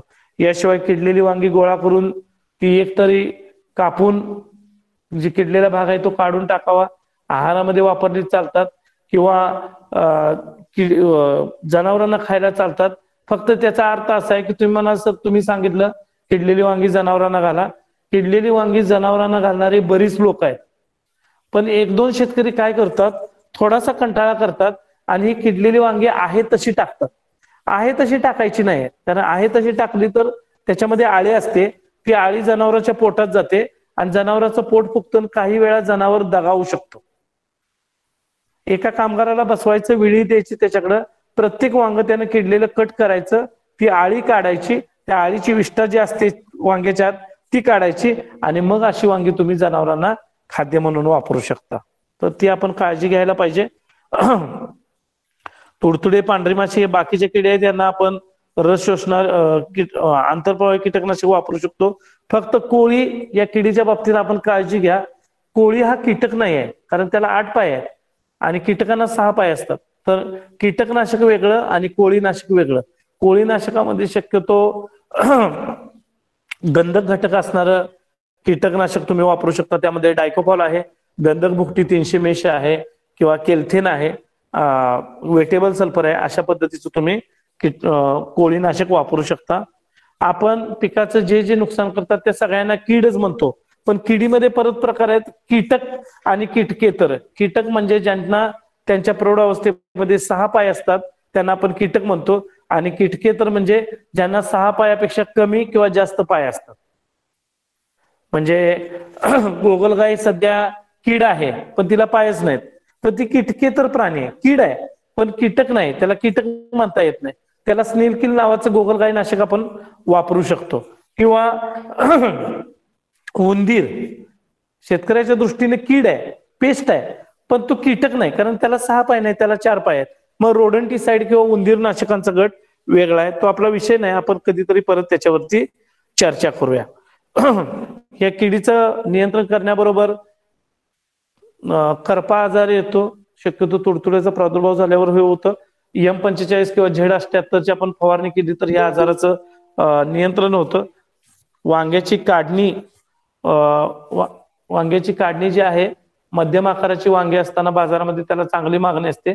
वांगी जून झाल्यानंतर शक्यतो बाजार भाव मिळत नाही, म्हणून कोवळी मध्यम आकाराची वांगी ज्याच्यामध्ये बी तयार झालेलं नाही किंवा बी अपक्व अवस्थेत आहे अशी वांगी ग्राहकांना आवडतात. तशी ती सकाळी लवकर किंवा सायंकाळी उशिरा काढावीत, ग्रेडिंग करावं, कारण वांगी काढताना सगळीच तुम्हाला ह्या स्टँडर्डची मिळतील अशी नाही, काही त्याच्यापेक्षा लहान मिळतील किंवा काही मोठी सुद्धा मिळतील. मोठी वांगी वेगळी करावीत, कमी दरानं ती विकून टाकावीत, आणि जी आयडियल वांगी आहेत मध्यम आकाराची कोवळी जी हाताने आपल्या दबतात.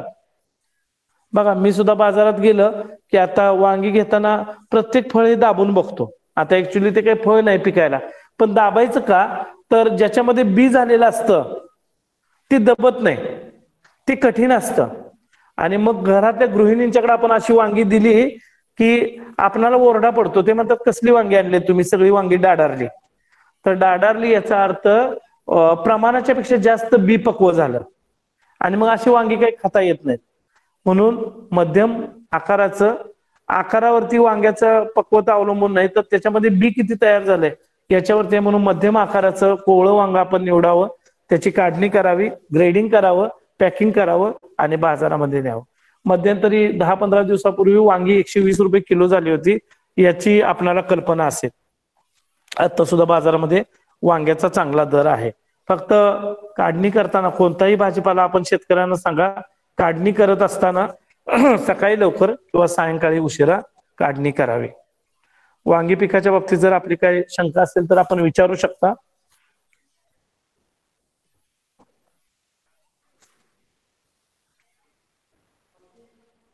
शंका जर नसेल तर पुढचा आपला एक टॉपिक राहिलाय.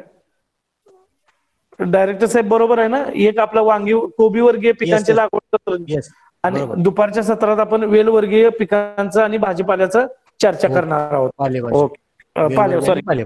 Yes yes sir, yes yes. Okay okay sir, ठीक आहे. काही शंका शेवटी घेऊया सर, काय असतील लोकांच्या. चालेल चालेल, काय हरकत नाही. आपण पुढचा छोटासा टॉपिक राहिलाय तो संपूया आणि मग काय कोणाच्या शंका असतील तर घेऊया. कोबीवर्गीय पिकं, कोबीवर्गीय पिकं ही जसं मगाशी आपण म्हटलो टोमॅटो, वांगी, मिरची, ढोबळी मिरची ही सोल्यानेसी कुटुंबातले आहेत, तसं कोबीवर्गीय पिकं ही कृषी फेरी कुटुंबातले आहेत. कृषी फेरी कुटुंब म्हणजे काय, तर ज्या कुटुंबामध्ये फळं किंवा पालेभाज्या असं न होता त्या भाजीचं रूपांतरण झालेलं असतं. म्हणजे कोबीच्या बाबतीत आपण बघितलं तर कोबी खातो, कोबीचा गड्डा आपण खातो म्हणजे नेमकं काय खातो, तर त्याच्या पानाचं मॉडिफिकेशन झालेलं असतं. सगळी पानं एकत्र येऊन कोबीचा गड्डा तयार झालेला असतो आणि पानं आपण खातो. फुलकोबीच्या बाबतीत आपण फुलं खातो, आपण म्हणताना सुद्धा म्हणतो फ्लावर, फ्लावर म्हणजे फुल. तर फुलकोबीच्या बाबतीत त्या वनस्पतीची फुलं सगळी एकत्र येतात, असा कॉम्पॅक्ट गड्डा तयार होतो.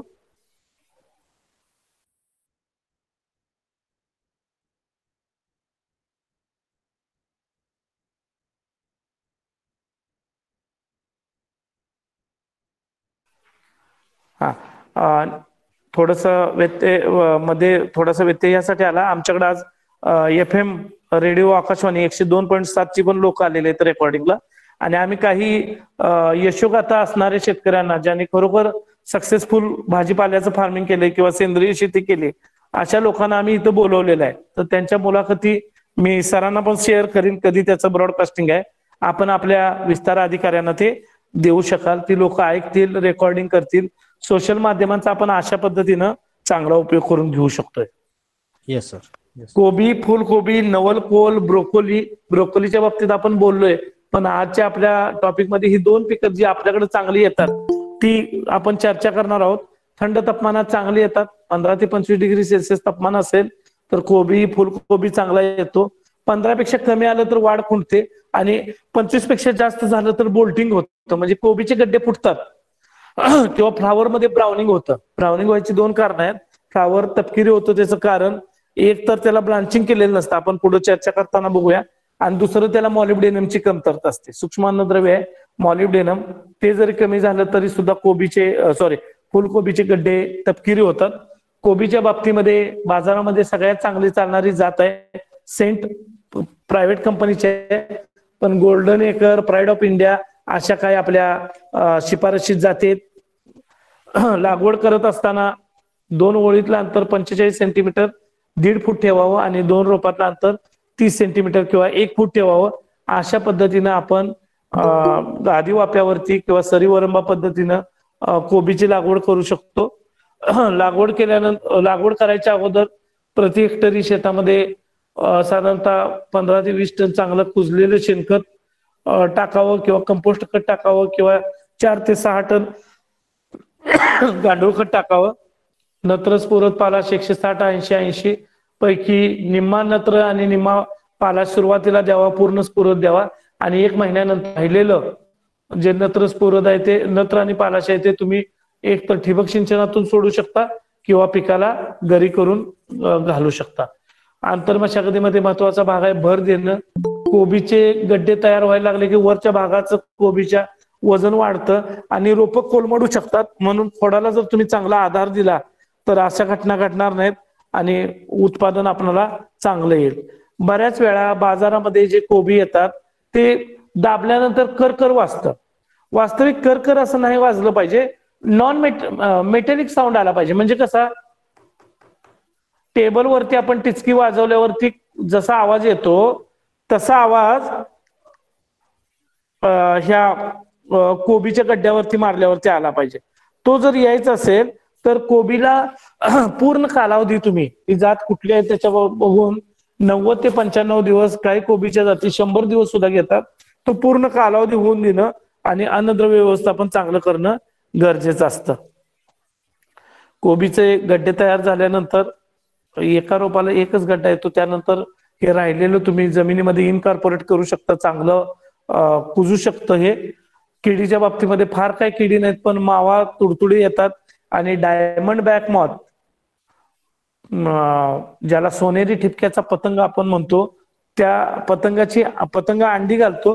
त्या अंड्यातून आळ्या बाहेर येतात आणि त्या कोबीची पानं खातात, आतमध्ये जाऊन त्यांची विष्ठा टाकतात. बाजारामध्ये एक विषाणूनाशक आहे, त्याला आपण म्हणतो डेल्फिन 3G. ते जर तुम्ही आणलं, हे विषाणू आहेत, हे त्या आळ्या ज्या आहेत त्या आळ्यांच्या तोंडांना प्रादुर्भाव करतात. त्या आळीला अन्न खाता येत नाही आणि आपोआपच ती मरून जाते.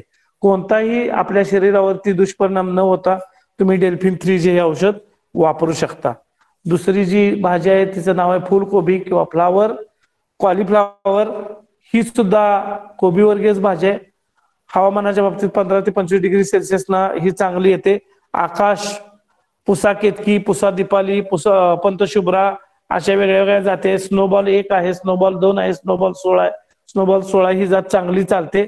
ह्या सगळ्या जाती ICAR न रिकमेंड केल्या, IRI ने रिकमेंड केले त्यांच्या भाजीपाला संशोधन केंद्राने. लागवडीचं अंतर 1.5 बाय 1.5 फुटावरती रोपं लावावीत. 2 रोपांच्या ओळीतलं अंतर 1.5 फूट, 2 सलगच्या रोपांना अंतर 1.5 फूट. कोबीपेक्षा इथं अंतर जास्त लागतं. त्याचं कारण कोबीचा गड्डा असा मध्ये सेंटरला तयार होतो, तो पसरत नाही. फ्लावरच्या बाबतीमध्ये सुद्धा आपण बघितलं असेल तर 1-1.5 फूट अंतर एका रोपाला लागतं. म्हणून 1.5 बाय 1.5 फुटावरती रोपांची लागवड करावी. खताची शिफारस तीच आहे, त्यामुळे मी काही बोलत नाही. नत्र फक्त 175 किलो हेक्टरी वाढवून द्यायचं, 175, 75, 75 भर द्यायचं आणि खुरपणी करायचं, हे महत्वाचं काम आहे. साधारणतः 120 ते 150 दिवस जातीनुसार ही पिकं घेतात आणि त्यांचं उत्पादन आपल्याला मिळत असतं. इथं महत्वाचं काय आहे की फ्लावरच्या बाबतीमध्ये परत एकदा ती टिपक्या टिपक्याचा पतंग आहे, त्याच्या आळी प्रादुर्भाव करते. तर शेतामध्ये स्वच्छता ठेवणं, अशा आळ्या असतील तर हातामध्ये प्लास्टिकचे हातमोजे घालून त्या आळ्या वेचून नष्ट करणं, शेतामध्ये प्रकाश सापळे ठेवणं, ह्या गोष्टी महत्वाच्या आहेत. डेल्फिन 3G सारखं कीटकनाशक वापरणं आणि एखाद्या वेळेला रासायनिक कीटकनाशक वापरावं. माझं तर स्पष्ट मत असं आहे, रासायनिक कीटकनाशकाचं प्रमाण कमी करा, तीव्रता कमी करा आणि सेंद्रिय कीटकनाशक किंवा जैविक कीटकनाशक वापरा, जी बऱ्यापैकी बाजारामध्ये उपलब्ध झालेली आहेत. आपण याच्या बाबतीमध्ये कृषी महाविद्यालय कोल्हापूरच्या एंटॉमॉलॉजी आणि पॅथॉलॉजी, कीटकशास्त्र आणि वनस्पती विकृतीशास्त्र या 2 विभागांचा सुद्धा मार्गदर्शन घेऊ शकता की त्यांच्या जैविक कीटकनाशक कोणती बाजारामध्ये उपलब्ध आहेत. जैविक कीटकनाशक, सेंद्रिय कीटकनाशक याचा आपल्या शरीरावरती कोणताही साईड इफेक्ट होत नाही. मी तुम्हाला रासायनिक कीटकनाशक का कमी वापरा म्हणतोय, तर जरी मी ऍग्रिकल्चर ग्रॅज्युएट असेल तरी सुद्धा सगळ्यात पहिल्यांदा मी माणूस आहे आणि माणूस म्हणून पहिल्यांदा स्वतःच्या जीविताचं रक्षण करणं किंवा स्वतःचा जीव धोक्यात येऊ नये हे बघणं आपल्या सर्वांचं कर्तव्य आहे. जर आपण विषारी कीटकनाशक वारंवार तेच वापरत असू आणि त्या भाज्या खात असू तर कालांतरानं आपल्या शरीरामध्ये वेगवेगळ्या विकृती होणार आहेत. याची सुरुवात झालेली आहे. कोल्हापूर जिल्हा म्हणजे देश पातळीवरती याची दखल घेतली गेली की जसं पंजाबमध्ये भटिंडा एक्सप्रेस आहे, ज्याला कॅन्सर ट्रेन म्हटलं जातं, कारण मॅक्झिमम लोक त्याच्यामध्ये कॅन्सरग्रस्त रोगी दिसतात, पेशंट दिसतात. ते का, तर त्यांच्याकडे गव्हाचं पीक जास्त आहे आणि गव्हावरची रस शोषणाऱ्या किडी किंवा काही आजार ह्याच्यासाठी त्यांनी प्रमाणापेक्षा जास्त कीटकनाशक, बुरशीनाशक वापरली. त्यात काही कार्सिओजेनिक होती, म्हणजे त्यामुळं कर्करोग उद्भवत होता. अशा कीटकनाशकाचा वापर केल्यामुळं आता त्यांना या दुर्धर आजाराला सामोरं जावं लागतं. आपण सुद्धा वेळीच जागे नाही झालो तर निश्चितपणे आपणाला परत प्रॉब्लेम येण्याची शक्यता आहे. त्याची सुरुवात झाली. आपण कोल्हापूर जिल्ह्याचा विचार करा, कोल्हापूर शहराचा विचार करा. जर कोल्हापूर जिल्ह्याचा आपण विचार केला तर कोरोना बाधितांची संख्या जिल्ह्यामध्ये शहरी भागात जास्त होती, खेडेगावात कमी होती. तुम्ही इकडं कोल्हापूरच्या करवीर तालुक्यात गेला, निगवे खालसा, नागाव मध्ये पहिल्या 2-3 महिन्यामध्ये पेशंटच नव्हता, इस्पुर्ली वगैरे भागामध्ये. आणि आमच्या शहरी भागात मात्र होतं. त्याचं कारण एक तर लोक जे आहार घेतात तो थोडासा चुकीचा होतोय. शरीर प्रतिकार शक्ती शहरी भागातल्या लोकांची कमी आहे, थोडस चयापचय वेग त्याचा कमी आहे.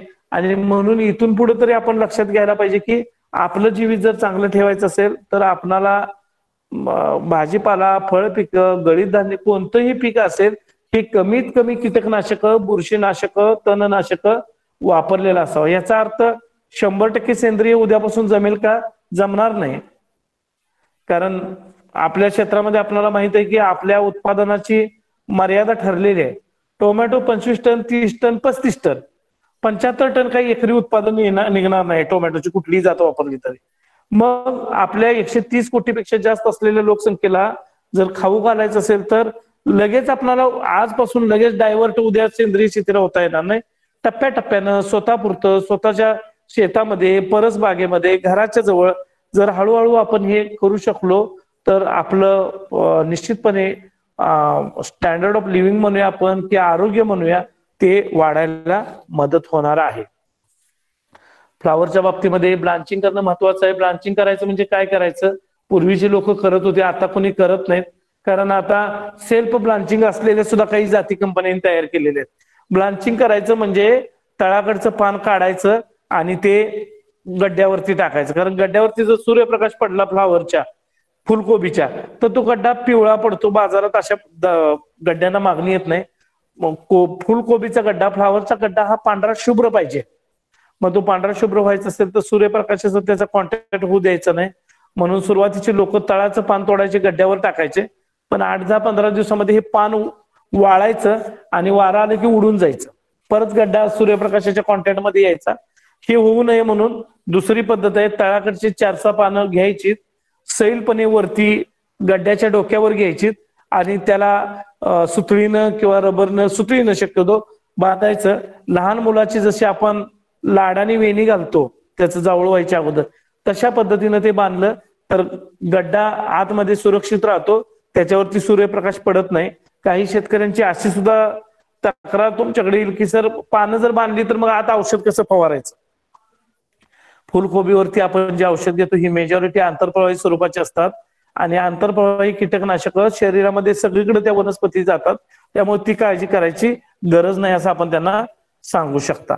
मॉलिब्डेनम आणि बोरॉन हे 2 मुख्य सूक्ष्म अन्नद्रव्ये आहेत जी ह्या पिकाच्या बाबतीत आहेत. जर मॉलिब्डेनम कमी झालं तर पीक पिवळं गड्डा हा तपकिरी होतो आणि जर बोरॉन कमी झालं तर गड्डा तपकिरी होतं आणि मॉलिब्डेनम कमी झालं तर गड्डा असा सुट्टा सुट्टा होतो. त्याला आपण व्हिपटेल म्हणतो.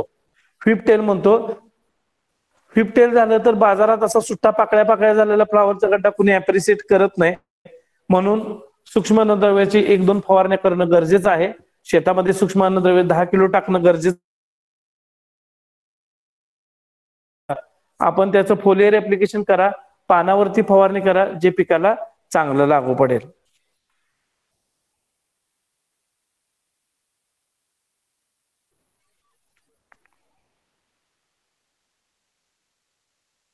असेल तर आपण विचारू शकतो.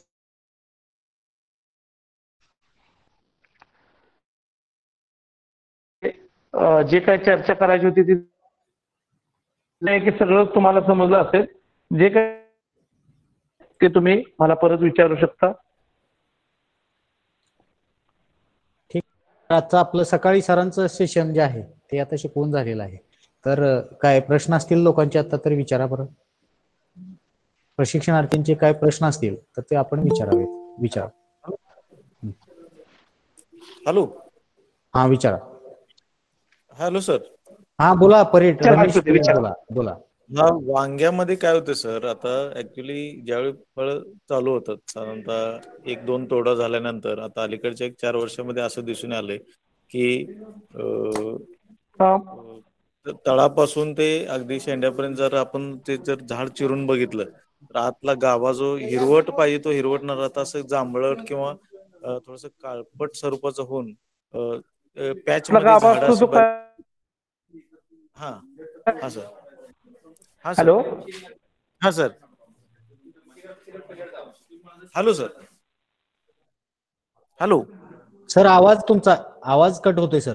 Hello sir. वांग्यामध्ये सर 1-2 तोडे झाल्यानंतर जो पॅच मध्ये असं झाड जी मरायचं प्रमाण वाढतंय. विचारता तुम्ही व्हिडिओ बंद करा फार तर आणि फक्त ऑडिओ चालू ठेवा.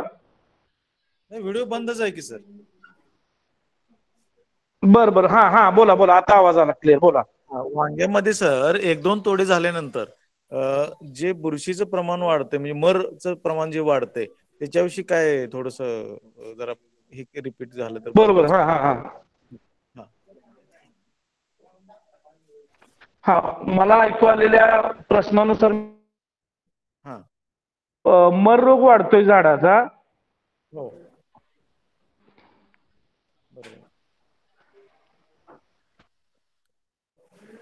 बरोबर आहे सर. एक बाहेर पडलेत सर, जॉईन होतील लगेच. 1-2 मिनिट. त्यांना बहुतेक तांत्रिक प्रॉब्लेम काहीतरी आलेला आहे, रेंज वगैरे. जॉईन होतील.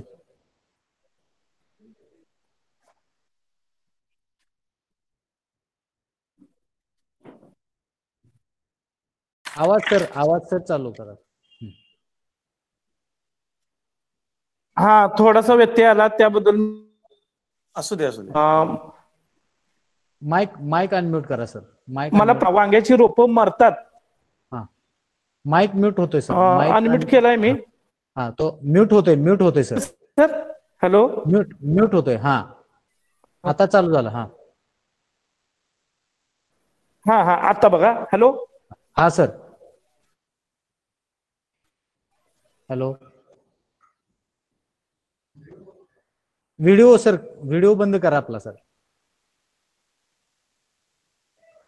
हॅलो. हॅलो. तुम्हाला हा व्हिडिओ.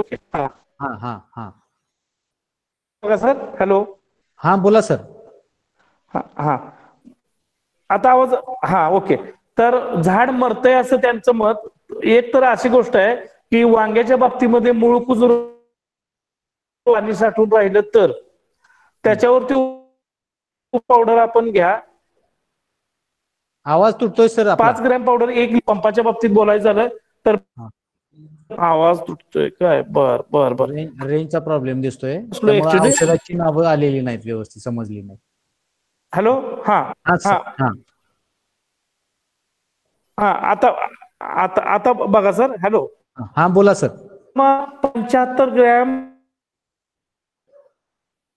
ट्राय. नाही आवाज तुटायला लागलाय सर आपला. एका पाठीवरच्या पंपात म्हणजे 15. आवाज तुटतोय सर आपला.